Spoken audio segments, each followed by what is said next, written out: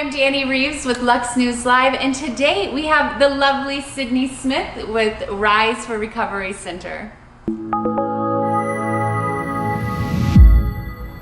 Okay, Sydney, so there are other underlying issues that are related to addiction. Tell me a little bit about those. One of the most common underlying issues that kind of come along with addiction is trauma. So most people who, develop an addiction will have some type of trauma in their past. So not necessarily like, I was in an event such as the shooting or, a plane crash, but, even trauma comes in different forms. And it can even be, I experienced the divorce of my parents when I was younger, and it was very traumatic for me. Or I experienced a divorce, in my life. It was very traumatic, or, a loss of somebody. So trauma can come in different forms and look very different to a person. But that's the number one common denominator in addiction is trauma.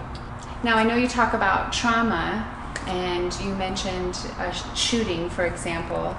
Now, when you have a gambler experiencing trauma, is this something like a shooting? Is that something that you see? Do you see that coming through your door? Do you hear this from your patients? Well, actually, when you deal with the gambling addiction, there's an intense rage that comes along with the addiction. So there's a lot of anger and there's a lot of rage. And so it is common for me to hear stories from my patients about, when they were back in action, and kind of in their worst, that they did have thoughts of harming other people or shooting up casinos or doing things to establishments, because there is such a rage behind the losses that's happening in the addiction.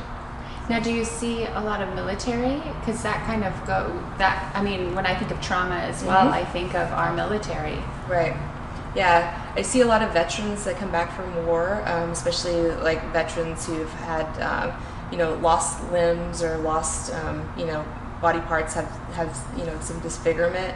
That there's even with gambling addiction, a lot of them will find themselves gambling because of gambling actually relieves the pain. So there's a dissociative state that people can often go into where, even somebody with chronic pain who says, the only time I don't feel pain is when I'm gambling.